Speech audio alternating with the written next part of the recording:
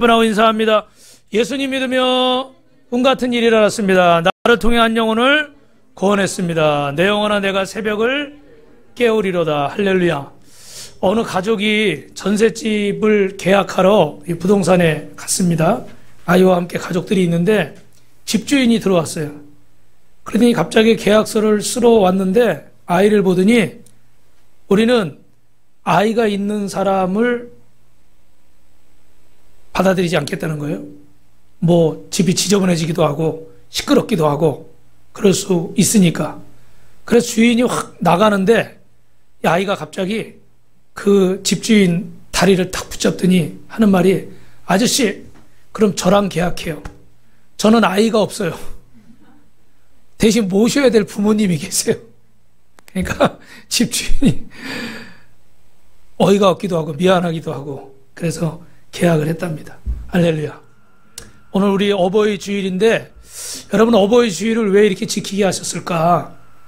하나님의 은혜를 기억하고 또 우리 부모님의 은혜를 잊지 말라고 이 주일을 지키게 하신 줄로 믿습니다. 사람 나름대로 딱 꿈과 소원이 다르지만 목회를 하면서 우리 성도님들 기도 제목을 들어보면 거의 대부분은 다 자식을 위한 기도예요. 결국에 가서는 그 자식을 위해서. 여러분, 부모라고 왜 꿈이 없겠습니까? 다 자녀와 같은 그런 시절이 있었고 그런 때를 다 지나면서 그런 꿈과 소망들이 다 있었죠. 근데 이렇게 가정을 이루고 부모가 되는 순간 그 꿈은 완전히 이제 자식에게 가버리는 거예요. 그래서 부모의 모든 기도 제목은 자식이 잘 되는 겁니다. 부모의 최고의 기쁨은 어디서 올까요? 또 부모의 최고의 슬픔은 어디서 올까요? 두 가지 다 아이러니하게도 자식에게서 오는 거죠. 야곱은 사랑하는 아들 요셉을 죽은 줄 알았습니다. 그래서 늘 가슴에 품고 그 아들을 그리워하며 슬퍼했습니다. 그런데 어느 날 그 식량을 구하러 갔던 자식들이 와가지고 애굽의 총리가 돼서 요셉이 살아있다는 거예요. 정말 꿈 같은 일이죠. 믿기지 않았지만 죽은 줄로 알았던 아들이, 꿈에도 잊지 못했던 아들이 그 애굽의 그때 당시 최고 나라의 국무총리가 되어 있는 상황을 보면서 창세기 46장 30절에 이렇게 고백합니다. 이스라엘이 야곱의 요셉에게 이르되 내가 지금까지 살아있고 내가 너의 얼굴을 보았으니 지금 죽어도 조카도다. 할렐루야. 죽은 줄 알았던 아들이 살아서 잘된 모습만 봐도 이 부모는 생명과도 바꿀 수 없을 정도로 가치 있고 아름답고 기쁘다는 거예요. 여러분, 이처럼 자식이 잘 되는 것은 부모의 가장 큰 기쁨인 줄로 믿습니다. 반면에 자식의 죽음이 부모에게는 가장 큰 슬픔이죠. 다윗은 그 아들 압살롬이 아버지 몰아내고 왕권을 차지하겠다고 군사를 일으켜서 예루살렘으로 쳐들어 왔을 때 예루살렘 성을 비워주고 도망하던 가운데 이 요압 장군이 압살롬을 처치합니다. 그 아들이 죽었다는 소식을 들었을 때 아버지 가슴에 칼을 들여대고 반역에 칼을 들여댄 아들이었지만 사무엘하 18장 33절에 보면 내 아들 압살롬아, 내 아들아, 내 아들아, 내 아들 압살롬아, 차라리 내가 너를 대신해서 죽었어야 되는데, 아버지를 죽이겠다고 달려든 아들인데도 불구하고 내가 대신 죽었어야 되는데, 이렇게 통곡하며 슬퍼했습니다. 이것이 부모의 마음이죠. 어떤 분이 서재에서 낡은 책 하나를 발견했는데 아버지가 쓰셨던 일기장이에요. 거기 보니까 제목 하나가 눈에 들어오는데 아버지와 아들과 까마귀 이렇게 돼 있어요. 그럼 무슨 얘기인가 하고 읽어봤더니 오늘 3살짜리 아들이 창가에 날아온 새 이름을 물어봤다. 아빠, 저게 뭐예요? 응, 까마귀야. 그러면 그만해야 되는데 좀 있다가 아빠, 저게 뭐예요? 응, 까마귀야. 그날 32번을 까마귀 32번을 물어봤대요. 23번을 물어봤대요. 근데 끝에는 뭐라고 썼을까요? 그럼에도 불구하고 나는 정말 행복했다. 할렐루야. 우리가 어릴 적을 기억 못하지만 이게 우리 부모님의 모습이에요. 자식은 키워놓으면 자기 혼자 큰 줄 알죠? 오늘 내가 있기까지 날 사랑하고 희생하는 분이 계신데 그분 없이는 내가 잘할 수 없었는데 이 땅에 수많은 어떤 사람들보다도 정말 나를 낳아주고 길러주고 나를 사랑해주고 나를 위해 모든 것을 다 해줄 수 있는 분은 딱 한 분, 부모님밖에 안 계셔요. 그런데 그 은혜, 그 사랑 잃어버리고 뭐 친구가 좋다, 세상이 좋다, 뭐 다른 게 좋다. 여러분, 인간이 가진 기본적인 가치를 우리는 윤리라고 그러죠. 이 윤리의 기준은 각 나라마다, 민족과 역사, 종족마다, 문화마다 좀 다릅니다. 예를 들면 제가 한번 이렇게 그 부교육자로 사역할 때 우리 당회장 목사님하고 교역자 한 20명이 앉아서 이렇게 식사를 하는데 독일에서 유학 갔던 분이 갑자기 거기서 코를 확 푸는 겁니다. 우리는 다 당황해가지고 그 소리 아시죠? 흉내 안 내도 침묵이 흘렀어요. 그분 때문에. 근데 무한한지 그러면서 휴지를 접으면서 하는 말이, 독일에서는 이게 콧물이 나면 훌쩍훌쩍 하는 것보다 빨리 푸는 게 예의래. 그래서 빨리 풀어버렸다는 거예요. 근데 우리는 어떻게 돼요? 그런 자리에서 훌쩍 하더라도 그렇게 소리내서 푸는 건 우리 예의가 아니잖아요. 그죠? 시대마다 조금, 나라마다 조금 차이가 있을 수가 있어요. 그런데 나라마다 공통된 윤리, 공통되게 강조된 윤리가 있는데 그건 뭡니까? 바로 효에 관한 거예요. 효도는 모든 윤리의 뿌리가 됩니다. 그래서 성경은 이런 것을 어떻게 가르치고 있습니까? 윤리 차원이 아니라 따라합니다. 하나님의 명령, 하나님의 계명. 효는요, 그냥 윤리 차원에서 도덕적으로 욕 안 먹지 않기 위해서 예의 바르게 이런 정도의 차원이 아니라는 거예요. 오늘 본문에 뭐라고 되어 있어요? 에베소서 6장 2절에 부모를 공경하는 것이 첫 계명이다. 할렐루야. 할렐루야. 성경에는 10계명이 있는데요. 하나님이 인간에게 주신 가장 위대한 가르침이에요. 이 계명은 지켜도 되고 안 지켜도 되는 게 아닙니다. 지키면 하나님의 구원과 복이 있고 안 지키면 어떻게 돼요? 하나님의 심판과 죽음이 있는 거예요. 그런데 여러분, 이 10계명 두 돌판에, 모세가 들었던 10계명 두 돌판에 보니까 첫 번째 돌판에는 뭐가 써 있어요? 1번부터 4번까지의 계명이 써 있어요. 히브리어로 써 있으니까 우리가 알아볼 수는 없지만, 거기 뭐라고 돼 있겠어요? 하나님을 사랑하고 우상을 섬기지 말고 어떻게 돼요? 안식일을 지키고 하나님과 인간의 수직적인 관계에 관한 말씀이 적혀 있죠. 그런데 두 번째 돌판에는 뭐가 적혀 있어요? 5계명부터 10계명까지. 거기는 도둑질하지 말라, 살인하지 말라, 내 이웃에 있는 거 탐내지 말라, 사람과 사람 사이에 수평적인 관계에 관한 계명이 적혀 있습니다. 근데 그 중에 첫 번째로 들어가는 게 뭐예요? 바로 내 부모를 공경하라. 제5계명이죠. 그런데 특이한 건 다른 계명들은 다 이렇게 해라, 명령으로 끝나는 거예요. 그죠? 이거 하지 마, 저거 하지 마. 그죠? 그런데 이 5계명에는 단서가 붙어요. 내 부모를 공경하라. 그리하면 어떻게 돼요? 그리하면 내가 너에게 복을 주겠다. 하나님이 우리에게 복을 주시는 줄로 믿습니다. 어떤 사람에게요? 부모를 공경하는 사람에게. 그 사람에게는 어떤 복을 주세요? 땅에서 장수하고 네가 잘 될 것이다. 할렐루야. 내 부모를 공경하라. 그리하면 어떻게 돼요? 내가 땅에서 잘 되고 장수하리라. 할렐루야. 여러분, 운동하고 좋은 거 가려먹는다고 장수하는 게 아니에요. 건강관리하고 열심히 뜀박질하고 자전거 타고 또 뭐예요? 태권도하고 헬스하고 이런다고 건강하고 장수하는 게 아니라는 거예요. 내 부모를 공경하면 하나님이 너에게 땅에서 잘 되고 장수하게 하겠다. 할렐루야. 이 말씀은 약속 있는 첫 계명이라고 그럽니다. 그냥 하라 말라만 말씀하신 게 아니라 거기 뭐가 붙어 있었죠? 약속이 붙어 있는 거예요. 그래서 약속 있는 첫 계명이다 이렇게 표현을 하고, 또 하나는 중간 계명이라고 그래요. 중간 계명이란 무슨 말이냐면 처음에 1번부터 4번까지는 하나님에 관한 거였잖아요. 그죠? 5번부터 10번까지는 사람과 사람 사이에. 그래서 하나님과 사람 사이를 이어주는 중간에 있는 가장 중요한 계명이 내 부모를 공경하라. 할렐루야. 여러분, 내 부모를 공경하라는 건 부모님이 하나님이라는 얘기가 아니에요. 부모님이 신이라는 얘기가 아닙니다. 우상처럼 섬기라는 얘기가 아니에요. 그러나 부모님을 공경하는 것은 인간 중에 부모가 어떻게 돼요? 가장 앞에 있고 가장 중요하고 무엇보다 소중하다는 거예요. 그래서 하나님을 사랑하는 사람은, 하나님을 믿는 사람은 부모를 공경하는 것이 온전히 세워지지 않으면 그 뒤에 살인하지 말라, 간음하지 말라, 내 이웃에 있는 걸 탐하지 말라, 도둑질하지 말라, 이것들이 다 어떻게 될까요? 무너질 수밖에 없는 거예요.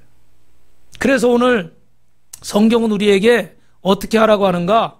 우리 에베소서 6장 1절 같이 읽어봅니다. 시작.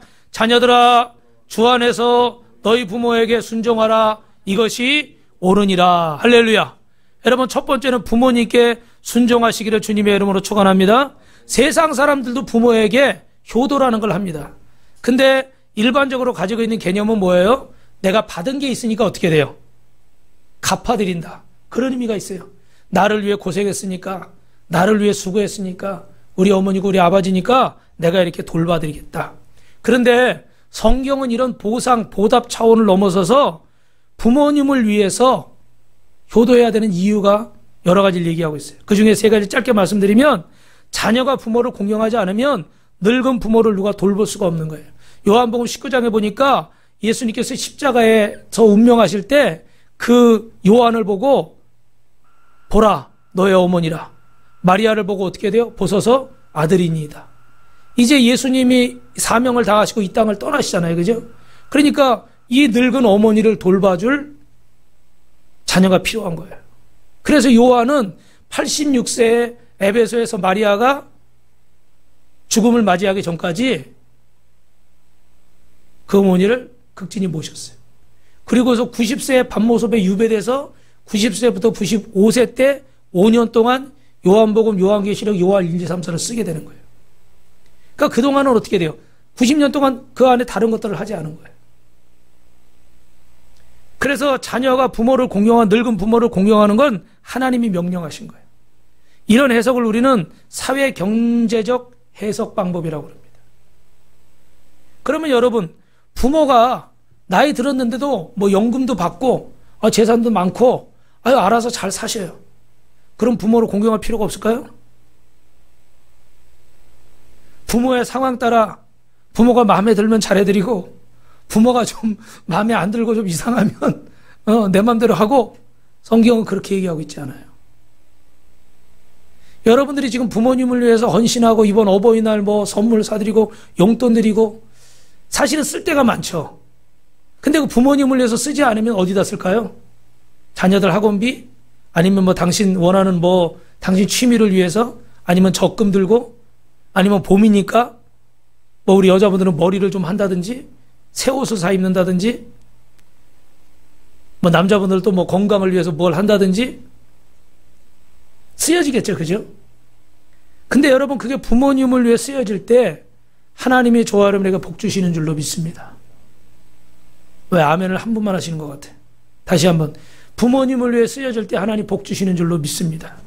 쓰려고 그러면요, 100만 원이 있어도 200만 원이 있어도 1000만 원이 있어도 모자라는 건 마찬가지. 어디다 쓰느냐가 중요하거든요. 두 번째는 부모 공경의 이유는 행복한 가정을 위해서. 뭐라고요?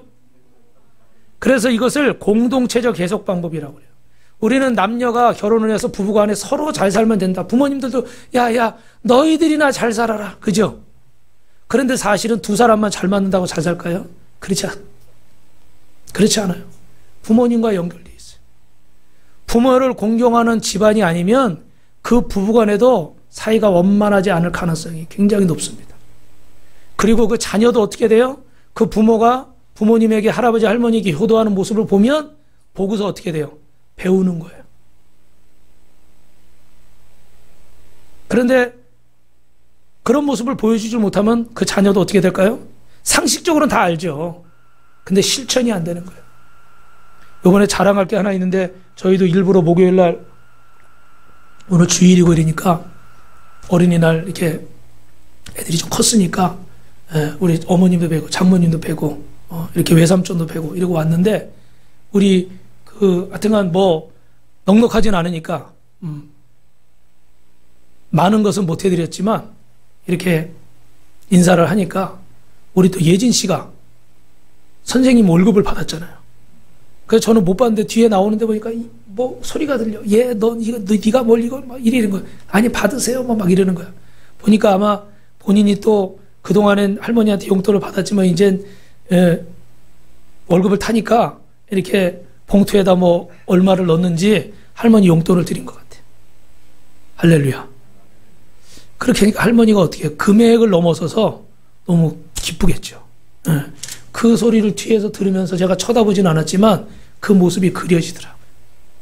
그렇게 제가 부모님께 잘하는 사람은 아니에요. 솔직히 설교하기 부끄러울 정도인데, 그런데 어떻게 돼요? 그런 모습을 자녀는 담는 거예요. 부모와의 관계가 잘못된 사람이 여러분 사회적으로 다른 사람에게 순종하고 잘할까요? 어렵습니다. 부모님을 뒤에서 흉보는 사람이 사회적으로 사회생활 잘하고 막 존경하고 막 사람 관계가 좋을까요? 쉽지 않습니다. 부부간에도 사회적으로 여러 사람과의 관계 속에서도 부모님과의 관계가 온전해진 사람들은 그 관계가 아름다울 수가 있어요. 왜 그렇다고 생각하세요? 부모님과의 관계가 저 사람에게도 투사되는 거예요. 남편에게도, 아내에게도, 자식에게도, 형제에게도, 이웃에게도 그 부모님과의 관계가 연결이 되는 거예요. 그래서 그 남아있는 부모와의 관계가 바르지 못하면 그 자식과의 관계도 바를 수가 없어요. 내 부모가 나한테 그렇게 할 때 나는 매를 들지 않겠다, 나는 그렇게 안 하겠다라고 하지만 어떻게 돼요? 자신도 무의식적으로 자기 안에 쌓여있는 것들이 있잖아요. 그렇게 돼버리는 거예요. 이 시간에 예수 그리스도의 이름으로 저주는 끊어질 줄로 믿습니다. 상처는 떠나갔습니다. 미움은 떠나갔습니다. 오해는 떠나갔습니다. 이 시간에 예수의 이름으로 섭섭함도 떠나갔습니다. 아멘. 여러분, 행복한 관계의 전제는 부모님과의 사이가 좋아야 돼요. 부모님과 나와의 관계가 좋아야 가정은 질서가 잡히는 거예요. 예를 들면 어떤 자녀들은 빨리 결혼을 한다고 그러더라고요. 근데 통계학적으로 보면 가정의 어떤 상황들이 좀 원만하지 않을 때 빨리 결혼하는 경우들이 많다고 그러더라고. 다 그런 건 아니고요. 그런데 여러분, 그렇게 빨리 피하듯이 도망가듯이 이렇게 했을 때 그러면 어떻게 돼요? 처음에는 모르겠지만 시간이 지나면서 어떻게 돼요? 그런 쓴뿌리들이 나오게 되겠죠. 그래서 오히려 더 어려운 상황들을 맞는 경우가 많다 그럽니다. 전부 그런 건 아니고요. 그런 확률이 높다는 거예요. 중요한 것은 여러분, 독립을 해도 피하듯이 도망가듯이 독립하는 게 아니라 부모님과 정말 온전한 사랑의 관계에서 하나님의 때가 되었을 때 그때 독립하시기를 주님의 이름으로 축원합니다. 그래서 행복한 가정은 부모 공경이 절대로 필요한 거예요. 그냥 잔소리 듣기 싫어서 내 마음대로 살고 싶으니까 이런 독립, 이것은 하나님이 원하시는 게 아니에요. 세 번째 더 중요한 것은 부모를 공경해야 되는 이유가 따라합니다. 존재론적 해석 방법. 이 어려운 말의 의미는 뭐냐면 인간되기 위해서. 사람이 어떻게 돼요? 사람다워야 되잖아요. 그죠? 근데 우리는 살면서 사람답지 않은 사람들을 볼 때가 있죠. 여러분, 죄송한 말씀인데 저와 여러분 안에도 그렇지 못한 모습이 있을 때가 있을 거예요. 여러분, 인간은 무엇입니까? 죄인이죠. 죄의 뿌리가 어디서 옵니까? 바로 교만에서 오는 거예요. 그 교만함이 어떻게 표현될까요? 하나님도 없고 부모도 필요 없고 나를 다스리는 사람도 필요 없다. 내가 내 인생의 주인이야. 내 인생은 내 거야. 이런 교만이 하나님에게서 떠나게 하는 거예요. 결과적으로 교만은 거역입니다. 하나님을 거역하고 부모를 거역하고 지도자를, 리더를 거역하는 거죠. 그래서 아이들은요, 조금만 자라도 습관적으로 어떻게 돼요? 말을 잘 안 듣는 거예요. 제가 그 전에 말씀드렸는데 우리 필립 씨가 어릴 때 4살 때인가요? 3살 때 욕실에서 엄마랑 티격태격하고 있는 거예요. 뭐 엄마는 뭐 그렇게 하지 마. 얘는 뭐 이러고. 그래서 뭔가 그러고 봤더니 발을 씻는데 제가 이렇게 귀찮으면은 샤워기를 가지고 발을 이렇게 손을 안 대고 이렇게 비볐어요. 이렇게 비벼가지고 손 안 대고 대충 닦았어요. 왜냐면 또 발을 안 씻으면 우리 사모님이 잔소리를 하니까. 그래가지고 발을 씻었는데 이 녀석이 언제 봤는지 엄마가 닦아주려고 그러니까 자기도 발로 비비겠다는 거야. 아, 그 장면을 보는데 진짜 뜨끔하더라고요. 제가 이 얘기 몇 번 드리는데, 야, 그래 진짜 보여주려는 모습은 좋은 거는 참 가르치기가 힘들어. 그죠? 여러 번 보여주고 여러 번 잔소리를 해도 그거는 참 습관 만들기가 어려워요. 근데 이제 나쁜 것들은 어떻게 돼요? 그냥 바로바로 따라해버려. 예. 이게 바로 아람으로부터 온 그런 원죄, 어쩔 수 없는 그 흔적인데, 그렇게 해서 이렇게 참 좋은 모습을 보여야 되겠다라고 결심을 한 적이 있어요. 물론 그래도 뭐 너무 안 좋은 모습도 많이 보인 것 같은데, 분명한 건 여러분, 이 거역의 영이 있어요. 근데 거역을 치료하는 치료적인데 그게 뭐냐면 따라합니다. 순종입니다. 순종은 교만을 치료하는 치료제예요. 우리 옆 사람하고 인사합시다. 순종해야 복 받습니다. 우리가 어떻게 순종을 가르칠 수 있을까? 여러분 잘 들으셔야 돼요. 가장 쉬운 방법이 부모님에게 순종하는 거예요. 저를 보세요. 왜 그럴까요, 여러분? 하나님은 눈에 보이지 않습니다. 그죠? 부모는 눈에 보여요. 추상적인 존재가 아닙니다. 그런데 내 앞에 계신 나를 가장 사랑하고 나를 위해 무엇이든지 해줄 수 있고 나를 위해 모든 걸 희생한 부모에게 순종하지 못하는 자가 어떻게 사회에 나가서 선배에게 순종을 하고 고참에게 순종을 하고 상사에게 순종을 하고 관계 속의 질서에 순종을 하겠어요. 겉으로는 월급 받아야 되니까 순종하고 겉으로는 안 맞으려고 순종할 수 있을지 몰라요. 그러나 그 마음속에 진심으로 순종하게 될까요? 아니죠. 눈앞에서만 하는 거예요. 눈앞에서만. 입장만 바뀌어봐라. 나가봐라. 그러니까 그 마음에 기쁨이 없고 은혜가 없고 감사가 없어요. 우리가 하나님의 말씀을 받으면서 기쁨으로 순종해야 되는데 억지로 순종할 때가 있잖아요. 마지못해 순종할 때가 있잖아요. 저 같은 사람. 감사하며 순종해야 되는데 불순종하면 맞을까봐 순종을 하긴 하는데 불만이 가득 차가지고 씩씩거리면서 하는 순종. 벌써 표정에 다 나와요. 표정에. 예.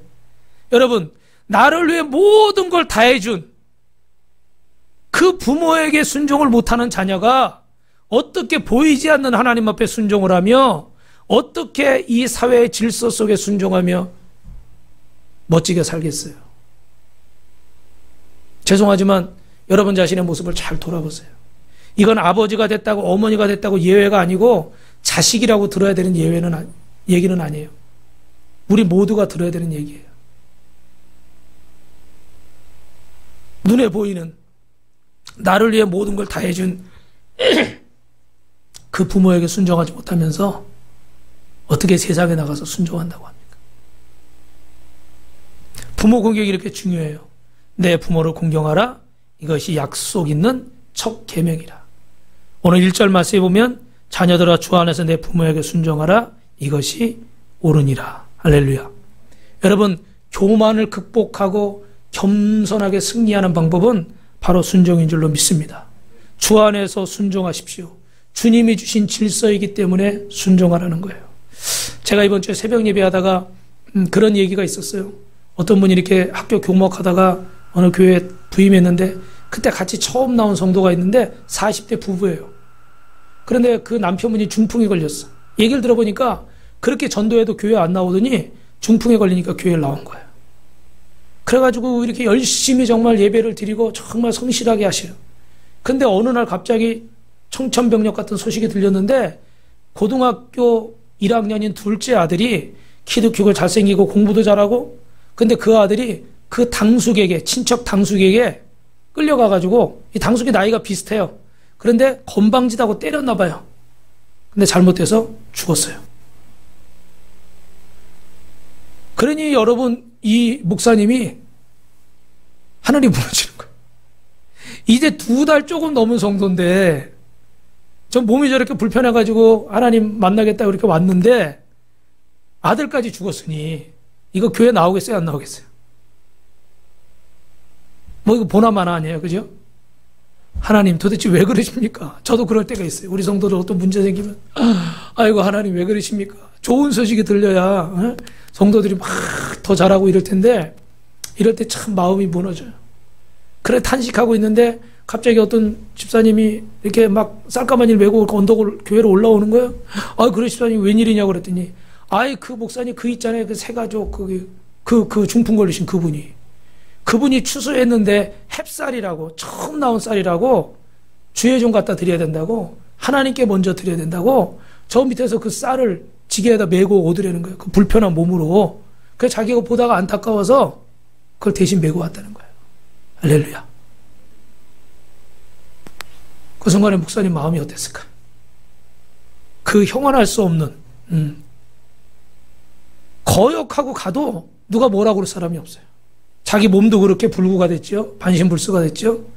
사랑하는 자식을 잃었어요. 그걸 뭐 어떻게 말로 표현하겠어요? 얼마든지 하나님 원망하고 저주하고 나 교회 안 가! 하나님이 어딨어! 대부분은 이럴 거 아니에요. 그죠? 그렇게 거역해도 할 말이 없어. 그런데 이 아버지는 그 마음을 주님의 십자가 앞에 묻고 제일 처음 거둔 햅쌀이라고 하나님께 드리겠다고, 주의 종에게 드리겠다고 그 불편한 몸을 가지고 지게를 지고 교회 언덕을 오르는 거예요. 사랑하는 성도 여러분, 하나님은 말씀을 순종하시기를 주님의 이름으로 축원합니다.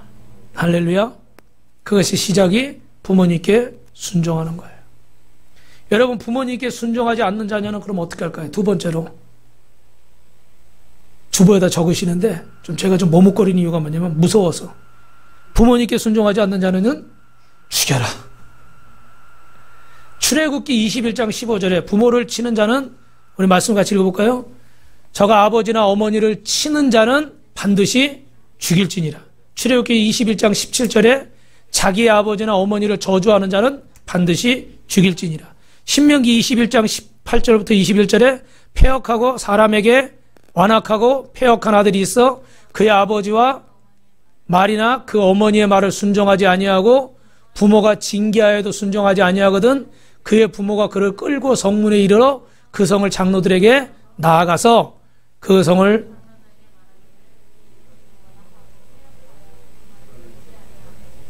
술에 잠긴 자라 하면 그 성읍의 모든 사람들이 그를 돌로 쳐 죽일지니 이같이 너희 중에서 악을 제하라. 그리하면 온 이스라엘이 듣고 두려워하리라. 요즘 자녀가 말 안 듣는다고 돌로 칠 사람이 누가 있겠어요? 그런데 여러분, 이 말씀을, 이 계명을 주신 분이 하나님이신 줄로 믿습니다. 하나님은 하나님이 하신 말씀을 지키는 거예요. 우리 전도사님이 요새 성경을 열심히 읽는데 지금 6개월 동안 5번을 읽겠다고 선포했어요. 왜 아멘들을 안 해요? 박수 한번 이렇게 해주시죠. 오늘 여러분이 이쁜 카네이션도 우리 전도사님하고 우리 사모님하고 전도사님이 주로 만드셨죠, 그죠? 같이 이렇게 정성껏 만들었어요. 할렐루야. 그런데 성경을 읽어보니까 구약은 좀 이렇게 막 형식이 많고 신약은 이렇게 뭐 진실, 마음, 중심 이런 내용이 많다 그러더라고요. 근데 분명한 것은 여러분, 구약도 하나님의 말씀이요 신약도 하나님 말씀인 줄로 믿습니다. 구약의 어떤 부분들이 신약에서 보완된 것은 사실입니다. 그러나 예수님은 율법을 폐하러 온 것이 아니라 율법을 완성하러 왔어요. 오늘 우리가 구약 시대처럼 똑같이 다 지키는 것들에 대해서는 의문 부호가 남습니다. 왜냐하면 그 시대의 상황과 다른 부분들이 있으니까. 그러나 그 정신만큼은, 그 원칙만큼은, 그 가치만큼은 지켜야 될 줄로 믿습니다. 할렐루야. 그래서 우리가 월상 예배도 어떤 사람은 좀 미신적이라고 하는 사람도 있지만 그래도 한 달에 한 번 첫날은 우리가 하나님 앞에 못 나오지만 주님 앞에 나와서 기도하고 먼저 예배 드리자. 한 달에 첫 시간을 주님 앞에 드리자. 하루에 첫 시간을 주님 앞에 드리자. 좋아요, 나빠요? 대답을 합시다. 좋아요, 나빠요? 좋은 것이죠. 그죠? 그래서 그 계승해야 될 정신이 있는 거예요. 지켜야 될 전통은 있는 거예요. 그래서 오늘 이 말씀도 우리가 골자 그대로 받지는 않는다 하더라도 이 말씀을 하신 이유는 분명히 알아야 될 줄로 믿습니다. 그리고 그 말씀을 하신 하나님께서 그 말씀을 직접 지키실 거예요. 사람에게 돌에 맞는 일이 없다 할지라도 하나님의 말씀을 거역한 자는 하나님이 손에 심판하시는 거예요. 그래서 여러분, 그러면 어떻게 우리가 자녀가 성년이 되고 결혼하면 그럼 어떻게 부모에게 호를 할까? 마지막으로 따라합니다. 부모님을 공경합시다. 그래서 오늘 에베소서 6장 오늘 2절 말씀 시작. 내 아버지와 어머니를 공경하라. 이것이 약속 있는 첫 계명이라. 왜 그래요? 출애굽기 20장 12절 17절에 보니까 내 부모를 공경하라. 그래야만 내 하나님 여호와가 내가 준 땅에서 내 생명이 길리라. 할렐루야. 부모님의 권위를 언제나 인정하고 그분을 사랑하고 존경해야 됩니다. 부모 자식 간에도 가장 큰 문제가 있는데 그게 뭐냐면 경계선의 문제인 거예요. 가정 안에서 일어나는 모든 상처가 어디서 오느냐? 경계선이 분명하지 않아서 그래요. 옛날처럼 부모님이 자식을 위해 희생하고 헌신해도 요즘 자녀들이 옛날처럼 순종할까요? 그렇지 않습니다. 여러분, 유교적으로 우리가 효를 얘기하지만 이런 유교적인 틀 안에서 부모나 자식이 성숙할 수가 없어요. 이 경계선의 문제를 해결하려면 우리가 기억해야 될 게 있는데 따라하겠습니다. 순종, 공경. 이 두 단어가 중요해요, 여러분. 순종과 공경의 차이가 뭘까요? 부모님이 명령을 하는데 명령을 다 듣는 게 순종인 거예요. 그러면 지금 2번에서 너무 말씀이 막 무서웠으니까 3번에 오면 그 이유를 지금 설명하는 거예요. 공경은 명령과는 상관이 없습니다. 자녀가 다 성장하면 부모가 명령한 대로 따라가지 않을 때가 많이 있어요. 특별히 여러분 에베소서 5장 29절부터 32절에 보면 그러므로 사람이 부모를 떠나 그의 아내와 합하여 그 둘이 하나가 한 육체가 될지니. 할렐루야. 할렐루야. 여러분 자녀가 결혼을 해서 가정을 이루게 되는 때가 있습니다. 그때는 어떻게 돼요? 부모에게서 완전히 정신적으로 영적으로 독립이 되는 때인 거예요. 그때도 계속해서 부모의 말에 100% 순종하며 살 수는 없습니다. 왜냐하면 그 가정은 떠나갔기 때문에 이제 그 가정의 가장으로서 이제 그 가정을 지켜가야 되는 거예요. 그때는 부모님이 이래라 저래라, 야 침대 색깔은 이런 걸로 해라, 커튼 색깔은 저런 걸로 해라, 참조는 하는 거예요. 그러나 어떻게 돼요? 그에게 100% 순종하라고 성경은 얘기하지 않아요. 그래서 부모에게도 이제 짝을 만났으면 그 자녀를 뭐 한다고 그래요? 떠나보낸다고 그러잖아요. 그래서 요즘 저는 주변에서 그 자녀들 결혼시키는 목사님, 사모님들이 많으니까 떠나보낸다는 얘기를 많이 듣고 있어요. 그래서 저는 떠나보내는 게 참 어려울 것 같더라고요. 근데 떠나보내야 될 때가 있어요. 여러분 그때가 되면 어떻게 될까요? 더 이상 부모님께 그렇게 어릴 때처럼 그렇게 순종하고 그렇게 말을 듣고 그런 효도는 할 수 없는 거예요. 지금은 그 말을 듣는 것이 다 잔소리 같고 듣기가 싫고 다 아마 힘들겠지만 그러나 이제는 떠날 때가 되면 더 이상은 그 얘기를 들을 수도 없어요. 그럼 그때 어떻게 효도할까요? 그때는 뭐라고 그래요? 따라합시다. 공경. 그때는 공경이라고 하는 거예요. 여러분 결혼시키려는 것은 보내는 것은 결혼을 시키고 떠나보내지 않고 뒤에서 조종하는 부모가 있어요. 그거는 자녀에 대한 집착입니다. 심리학적으로 부모가 성숙하지 못하면 그런 일이 있다고 그래요. 보내놓고도 뒤에서 명령하고 뒤에서 조종하고. 그래서 제가 아는 어떤 성도는 결혼을 했는데 그 어느 날 갑자기 그 자매가 전화가 왔어요. 그래서 사모님하고 저하고 아주 밤늦게 서울까지 신방을 갔어요. 근데 보니까 자기는 없을 때 와가지고 문 열고 번호키 누르고 들어오셔가지고 막 이렇게 막 해놓는다는 거예요. 그리고 막 문제가 좀 많이 있어요. 결혼하기 전부터. 그래가지고 막 거기다 하소연을 하는데 야 이거를 뭐라 그래야 돼. 누가 잘했다 잘못했다 그러기도 참 어렵고 뭐 부모님 입장에서 뭐 김치 갖다 주러 갈 수도 있고 뭐 이런 거죠. 그죠? 근데 아마 그 상황은 그런 도가 좀 넘어섰기 때문에 아마 그럴 거예요. 근데 여러분 부모 입장에서도 자녀를 떠나보내는 게 쉽지가 않아요. 그리고 자녀도 가정을 이루고 나서 이 부모에게 어떻게 대해야 될까 이게 좀 대하는 게 참 어렵습니다. 이거는 순종과 공경의 개념을 몰라서 그래요. 여러분 마마보이들을 보면서 부모님 말을 어머니 말을 잘 들으니까 우리가 겉으로 볼 때는 효자 같잖아요. 그죠? 근데 심리학적으로는 어떻게 될까요? 아이인 거죠. 그죠? 독립을 하지 못하고 스스로 결정을 하지 못하고 뭐든지. 여러분 이게 부모님의 말을 무시하라는 게 아니에요. 가능하면 부모님의 말씀에 순종을 해야 돼요. 부모님이시니까. 근데 경계선을 지켜야 되는데 예를 들면 이런 거죠. 다 따르지 못하도 어머니가 무슨 얘기를 한다 그러면 고부간에 이렇게 얘기하는 거죠. 어머니 감사합니다. 그런 얘기해 주셔서 감사합니다. 도움이 참 많이 되네요. 근데 어머니 여기는 저희 살림이니까 저희가 이렇게 할게요. 걱정하지 마세요. 근데 그러면 또 속으로 그러겠지. 저것이 아주 고단수로 나를 무시한다고 또 그렇게 나오겠죠. 그죠? 예. 쉽지는 않아요. 그런데 무슨 얘기냐면 꼭 그대로 시키는 순종을 성경이 얘기하는 게 아니라 가정을 이루고 나서는 어떻게 돼요? 공경. 어른으로서 부모님으로서 우리가 모시고 인정하고 존중하지만 그 다음에 부모를 떠나 부부가 한 몸이 되었기 때문에 그 가정을 지키는 것이 또 그 사명인 거예요. 근데 그때도 매어서 이러지도 못하고 저러지도 못하고 그렇게 끌려가는 것은 성경적이지 않다는 거예요. 사랑하는 성도 여러분, 자녀가 여러분 말을 얼마나 잘 듣습니까? 또 부모님은 여러분의 말을 얼마나 잘 듣습니까? 부모님이 하는 말씀을 나를 사랑해서 하는 말씀인 줄로 믿습니다. 고맙게 생각하고 받아야 될 줄로 믿습니다. 그 앞에서 거역하지 마세요. 알겠습니다. 알겠습니다. 그렇게 말씀하십시오. 그런데 그 다음에 독립된 자녀라면 꼭 그대로 100% 해야 순종이라고 성경이 얘기하잖아요. 그 부모를 존중하고 인정하고 공경하는 모습을 보여드리는 거예요. 그 선택이 좀 달라진다 할지라도 그 부모님의 말씀을 인정을 하라는 거예요. 그리고 거기서 어떻게 돼요? 또 자신의 길을 가야 되겠죠. 그래서 나이 드신 부모님들이 제일 원하는 게 여러분 많이 들으시겠지만 뭐 용돈 드리고 뭐하고 여행시켜드리고 이런 것도 참 좋은 일이죠. 그런데 제일 원하는 것 중에 하나가 뭐냐면 부모에게 의논하고 상의하고 들어주는 거. 할렐루야. 할렐루야. 나이가 드셨어도 그 부모님께 먼저 여쭤보고 의견을 물어보고 100% 그대로 하라는 게 아니에요. 여쭤보고 아무래도 삶의 지혜가 부모님께 있잖아요. 나를 위해서 가장 많이 기도해 주시는 분이잖아요. 항상 물어보고 그분의 말을 많이 참조해서 그렇게 나가라는 거예요. 하나님도 여러분 어떻게 할까요? 제가 전에 말씀드렸잖아요. 하나님 앞에 기도하는 것은 약국 가듯이 해야 된다고 그랬어요? 병원 가듯이 해야 된다고 그랬어요? 어디요? 병원 가듯이. 왜 그럴까요? 우리가 그 전에 보면 약국에 가면 어떻게 돼요? 배 아프니까 소화제 주세요.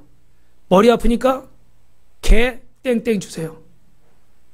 특정 상품을 얘기할 수 없으니까. 보통 이렇게 했잖아요. 그죠? 그러니까 약사가 아니더라도 글씨만 읽을 줄 알면 다 약을 이렇게 줄 수가 있었죠. 근데 병원 가면 어떻게 돼요? 병원 가서 제가 한번 이렇게 간이 안 좋아가지고 그 강남 성배병원에 다닐 때 그 주치의 선생님한테 나이가 많으시고 지금 은퇴하셨는데 좀 잘난 척을 해본 적이 있어요. GOT가 뭐고 GPT가 뭐고 SLT가 뭐고 그 간 효소 파괴되는 그 수치들이 있거든요. 그걸 피검사를 맨날 하는 거니까 그래가지고 가서 뭐 이렇게 좀 요번에 보니까 뭐 저쪽 아는 척을 막 했어요. 그랬더니 얼굴이 어떻게 될까요? 굳어지더라고. 그래서 제 말은 들은 척도 안 하고 딱 무시하고 차트만 보고 자기 할 말만 하더라고. 그거 뭐 나이가 들거나 뭐 나이가 적거나 똑같을 것 같아. 의사로서 존중을 하니까 어떻게 돼요? 선생님 이렇게 아파서 왔습니다. 뭐 어떻게 검사를 해보고 어디가 아프니까 어떻게 하십시오. 이게 순리라는 거예요. 하나님 아버지 앞에 여러분 기도하실 때도 저는 여러분이 그랬으면 좋겠어요. 목사님 이러저러한데 이런 일이 있습니다. 기도해 주십시오. 어떻게 할까요? 그러면 같이 기도할 거 아니에요. 그리고 그 다음에 봤을 때도 어떻게 집사님 지난번에 그거 어떻게 됐냐고. 그러면 더 교제할 일도 많아지고 더 어떻게 돼요? 그 관계도 깊어질 수 있겠죠. 돈독해질 수 있고. 근데 많은 성도들이 요즘 하도 다 이렇게 뭐 인터넷이나 이런 정보나 주변에 뭐 이런 것들이 발달해 있고 이러다 보니까 인터넷을 찾아볼지언정 목사님한테 물어보진 않더라고요. 그리고 다 스스로 결정하고 뭐 결정된 사항을 통보하듯이. 목사인 저도 섭섭한데 하나님께서 얼마나 서운하시겠어요. 여러분 모든 일을 하나님을 공경하십시오. 부모님을 공경하십시오. 그래서 먼저 여쭤보세요. 먼저 기도하세요. 먼저 하나님의 뜻을 물으세요. 말씀을 마치겠습니다. 오늘 어버이날인데 어버이는 언제나 자식을 기다립니다. 오지 않는 자식을 한없이 기다립니다. 여러분 어떤 명분으로도 부모님을 외면하지 마시고 오늘 또 예배가 마치면 아직 안 다녀오신 분들은 부모님을 만나시기를 바랍니다.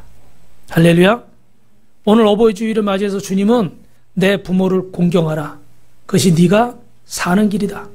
그것이 네가 이 땅에서 잘되고 장수하는 길이다. 그것이 하나님 앞에서 다른 사람들 앞에서 사람답게 사는 길이다. 그러면 네 부모를 공경하면 내가 너의 인생을 책임져 줄게. 내가 너의 인생을 보장해 줄게. 할렐루야. 할렐루야. 우리 앞에 우리 안성은 집사님은 이렇게 젊어 보이시지만 연세가 좀 있으세요. 그런데 제가 이렇게 그 전에 우리 교회 오시기 전에도 전화를 해보면 그렇게 어머님 계신 곳에 하늘나라 가셨는데 자주 가시더라고. 1년에 몇 번 이렇게 가시는 거예요. 그래서 돌아가신 지가 얼마 안 됐나 그랬더니 꽤 오래되셨어요. 근데도 이렇게 어머님 뵈러 꼭 가는 거예요. 얼마나 귀해요. 그죠? 그런데 더 중요한 것은 이제 하늘나라 가셨어요. 언제 잘해야 돼요? 살아계실 때 잘해야 돼. 그죠? 살아계실 때 더 찾아뵙고 더 전화도 하고 이래야지 나중에 깨닫고 나중에 후회하면 그때는 어떻게 해요? 기회가 사라지잖아요. 오늘 여러분 말씀을 마치는데 그 앞에 보여드렸던 영상은 그 여러분 잘 아시는 이철환 작가의 연탄길이라는 책 속에 나와 있는 먼 불빛이라는 실화입니다. 여러분이 보셨지만 현태라는 아들이 나쁜 친구들과 어울리면서 인생을 망치게 생겼어요. 그래가지고 학교까지 퇴학당하고 이러니까 이 아버지가 아들을 걱정해서 고민하다가 일부러 동네 보석방에 가서 보석을 훔치는 척하다 붙잡혀서 교도소에 간 거예요. 그리고 그 면회온 아들에게 여기는 사람 있을 곳이 못 된다. 너는 절대로 이런 곳에 들어와서는 안 된다. 그리고 나중에 나와서 보니까 어머니가 뭐라고 그래요? 네 아버지는 도둑질할 사람이 아니야. 너 교도소 가게 될까봐, 너 인생 망칠까봐 널 위해서 일부러 아버지가 지금 그렇게 교도소 들어가 계신 거야. 그때 연태라는 아들이 정신이 드는 거죠. 그래서 이 일로 현태는 자신을 위해서 희생한 아버지의 사랑을 깨닫고 새로운 인생을 살게 됩니다. 그래서 이철환 작가가 마지막에 이렇게 썼어요. 아버지는 아들을 위해서 스스로 어둠이 되었다. 빛을 거부했던 아들이 어둠 속으로 들어와 끝내는 그르치고야 말 그의 인생의 앞에 불빛 하나를 밝혀주었다. 어두운 밤바다 같은 인생이 표류할 때마다 두고두고 바라볼 먼 불빛 아버지 이렇게 마무리를 하고 있습니다. 자식은 아버지의 얼굴을 보고 닮는 것이 아니라 아버지의 등을 보고 닮아간다고 그러죠. 자식은 아버지의 말을 듣고 따르는 것이 아니라 아버지의 삶을 보고 따라간다고 그러죠. 오늘 세상에서 가장 행복한 인생은 내가 가장 존경하는 분이 우리 아버지입니다. 우리 어머니입니다. 이런 이야기를 듣는 분이 아마 가장 행복한 부모일 것입니다. 오늘 우리 하나님 아버지는 당신의 독생자를 나를 위해 주시기까지, 당신의 십자가의 죽음을 고통을 당하시기까지 오늘 저와 여러분을 사랑하신 줄로 믿습니다. 그 하나님 아버지의 사랑, 그 부모님의 사랑을 깨닫고 하나님께 효도하고 부모님을 공경하는 그런 저와 여러분 되시기를 주님의 이름으로 축원합니다. 축원합니다.